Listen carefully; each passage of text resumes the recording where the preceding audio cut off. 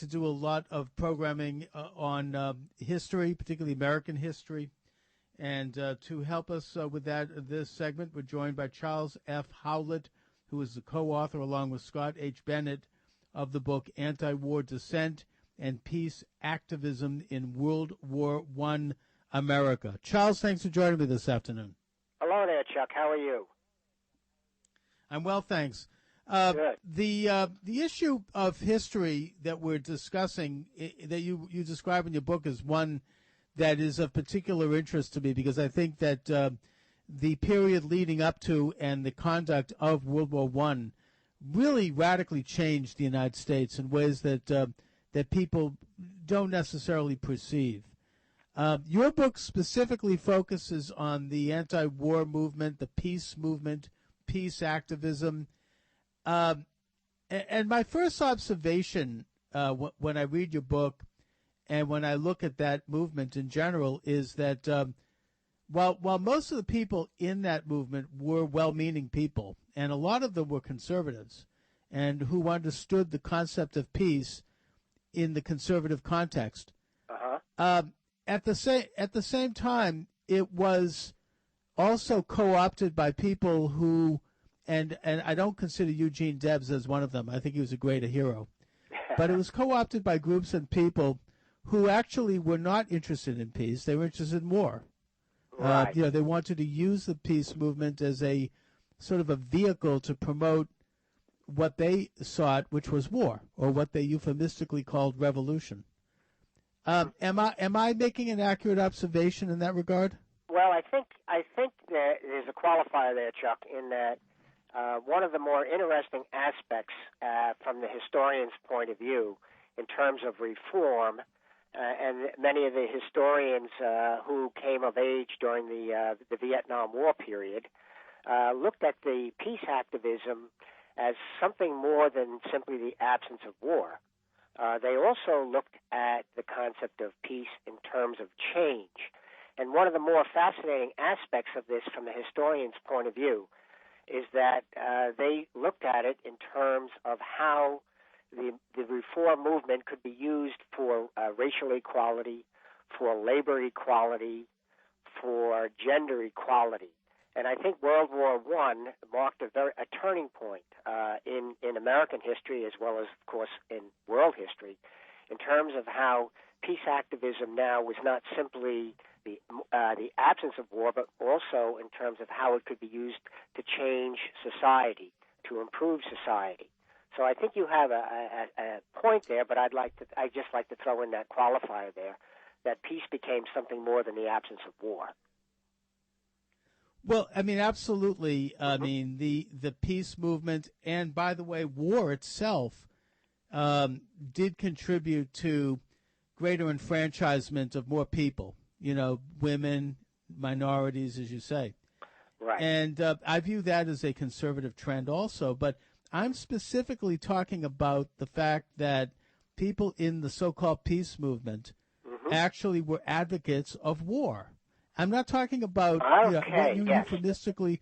Yeah. You are euphemistically using the word change, but right. The fact is that this change that you're euphemistically describing was at times revolution, and revolution is war. Now, a lot of the people that I think were involved in it were unwitting, and including a lot of people who were actual pacifists. Now, you quote in the book the Lusk Committee, which had a very interesting finding in their congressional hearings, one that I think was basically described it when one of the congressmen at that committee said that he named a particular pacifist group, and he said that the pacifists had been used as pawns for people behind the scenes who were anything but pacifists. Well, okay. They were people who were supporters, for example, of the Bolshevik Revolution.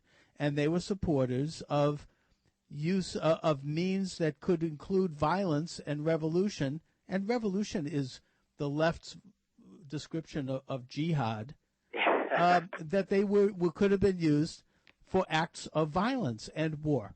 Now, if you want to argue that war and violence is good, then that's all fine, and that's fine. I mean, that's a legitimate dialogue. But what's interesting to me, from a somewhat of an armchair historian perspective, is the use of terms like peace activism, quote unquote, or anti-war, quote unquote, when in fact, people who, many of whom went along with it because they actually were anti-war, were led to believe that these movements were actually for peace when they were not. They were for war. They were for revolution. Well, in certain cases, I think there is an underlying agenda on the part of some of the socialists and some of the more radicals in furthering their own particular agenda. And you do touch upon a valid point. I go back to the argument, however, that many of the opponents of the war who were classified as pacifists, and that's an interesting term. There's a couple of things I would like to point out. First of all, the term pacifist came about probably in the 1890s, coined by a Frenchman by the name of Émile Honord.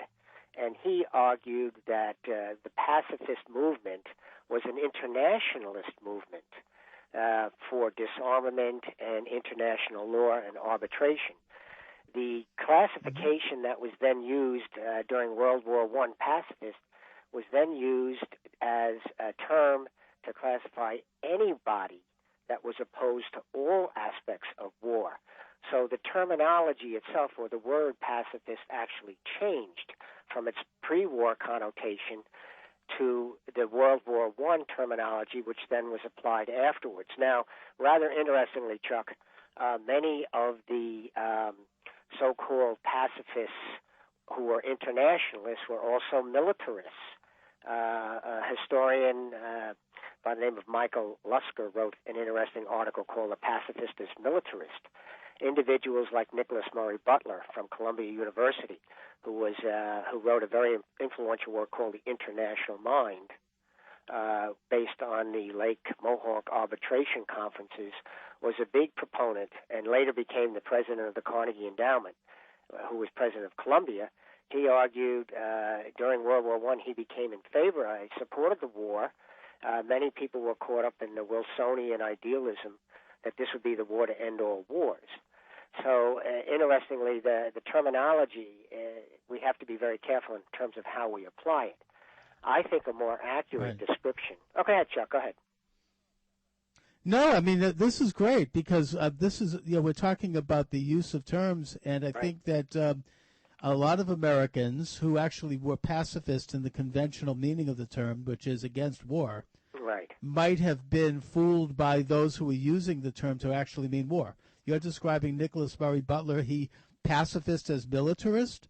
That seems like an interesting contradiction. Well, I mean, either you're a pacifist or you're not. Well, and the fact is that look, the average American who was a pacifist, and by the way, the term was coined, as you say, but the concept existed long before that. I mean, I wrote a book, for example, about anti-Semitism, and someone pointed out to me that anti-Semitism is a modern term that was coined in the late 1890s by a German journalist. But does that mean that it didn't exist before? I mean, excuse me. Yeah. So the fact is that pacifism as a conventional concept, that has existed all the way back to the beginning of time. I mean, Abraham Lincoln gave exemptions to the Shakers because they were pacifists. That's right. They didn't have to participate in the Civil War. Maybe they didn't use the word pacifism back then. We're getting semantic here. The fact is that the word pacifism to most Americans meant anti-war. And not militism, not internationalism, not revolution. It meant they did not want to participate in war, period. Not just war against one side, but not the other. Mm-hmm. Well, you're talking to someone that's a former military serviceman and a parent of two current active duty members in the military, graduates of West Point and the Air Force Academy. So rather interestingly, I understand your point of view, and I feel very strongly, however, that there is and we can play with the semantics, but I'd like to, I'm currently working on a book about John Dewey, and you're well familiar with John Dewey, who was a big supporter of World War I. A British historian coined the term, and he spelled it pacifist, P-A-C-I-F-I-S-C-I-S-T, and he referred to it as the defining of faith. And what he said, and I think this is a fairly accurate description of many people, it's about that type of a pacifist is one who is against war, but under certain circumstances, when everything is contrary to decency and humanity, will support a war. And Dewey is that type of a person who actually, after World War II, became very active in supporting the outlawry of war movement, and which culminated in the Kellogg-Briand Pact, which really didn't do anything. But he right, banned war technically. Yeah, right. And the irony of that too war. Was, the irony of that was the Senate signed the treaty, everybody approved it. At the same time they approved it, they added a qualifier where they added 15 new naval warships to the budget. So, right. But well, I mean, think, it's interesting that Charles, that you're writing a book about John Dewey. My guest in the first hour, Sam Blumenfeld, has written extensively about John Dewey's education modalities and how he was sort of the father of so-called progressive education, taking phonics out of the schools and replacing it with Luxay and his socialistic agenda. Right. Yeah. A colleague of mine. In fact, I'd like to talk to you in the future about that book. Maybe I could have both you and Sam on the show to discuss John Dewey, since he's also written. That would be nice. But going back to the topic at hand, no, it's a very interesting subject. Look, I mean, the people we're talking about were the Lusk Committee was correct in that you had people who were anything but peaceful, and people who were not supporters of peace. In many cases, supporters of the Bolshevik Revolution, and Lenin, who murdered up to 3 million people before Hitler even got started on his socialist experiment. Right. They were basically they used the word peace in their title. A good example of that, you brought it up as well, was the Carnegie Institute for International Peace. Correct. Now the Carnegie, not at all. The Carnegie Institute and the maybe conservative because from where you're coming from, the Carnegie Institute in the 1950s. The Reese Committee, which was investigating foundations, got testimony from the Carnegie Institute, that being Charles Dodd, the chief investigator. And he was privy to the minutes of meetings that took place around 1914, around that time, where they discussed how can we bring about socialism in the United States. And after a year of debating the issue, they came to the conclusion that the best way to do it was war. Anyway, we're going to take another break. We'll be right back, Charles. Okay, very good. Chuck Morse speaks. Thank you very much, and we're joined by Charles F. Howlett. He is the co-author of Antiwar, Dissent, and Peace Activism in World War I America. Very well documented book on the anti-war movement and its nature.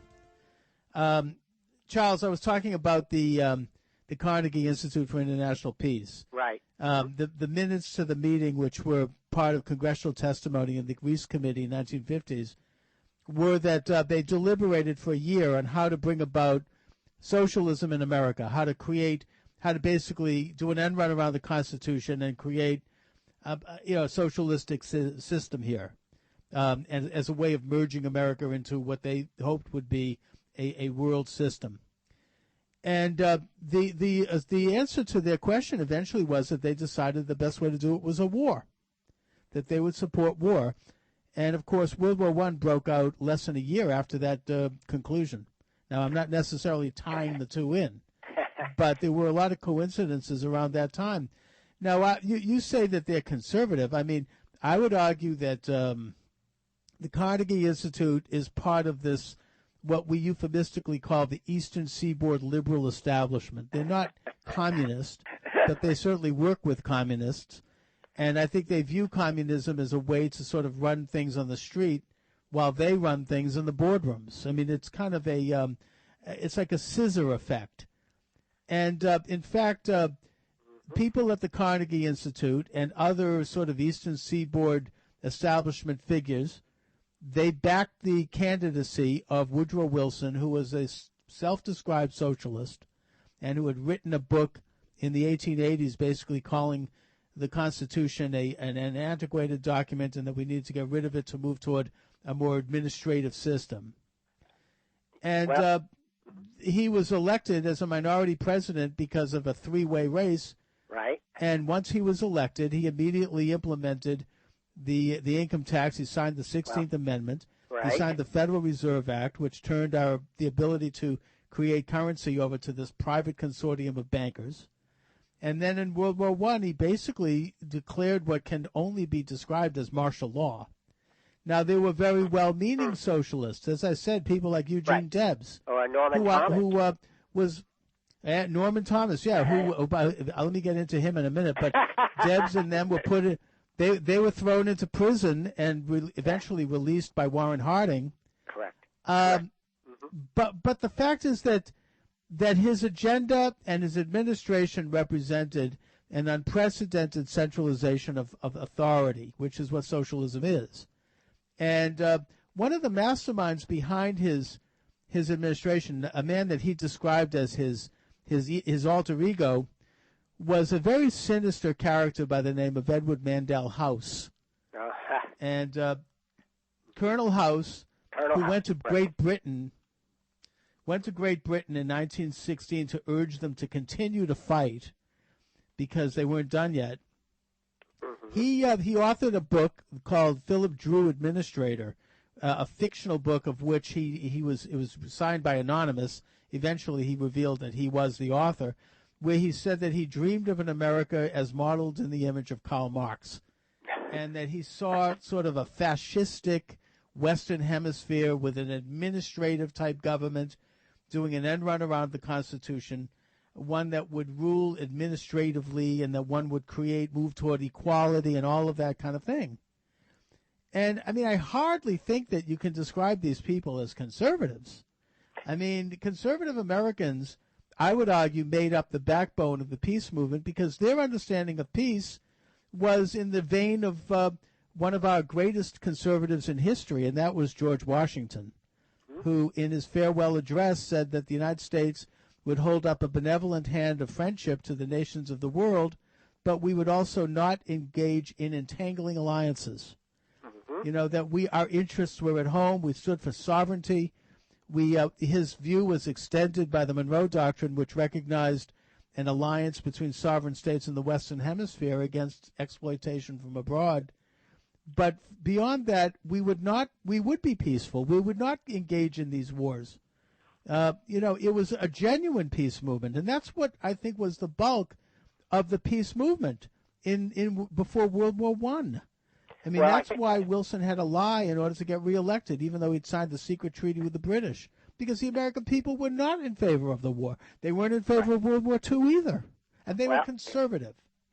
There's a lot of issues that you raise that are interesting, and I appreciate the way you're couching it and driving home your points. I think you're a very effective communicator. I would like to just mention that, yes, the pre-war, it's very interesting, the pre-war peace movement was dominated primarily by conservatives. There's no question. As I said earlier, Butler and others, pacifists and militarists, certainly... Charles,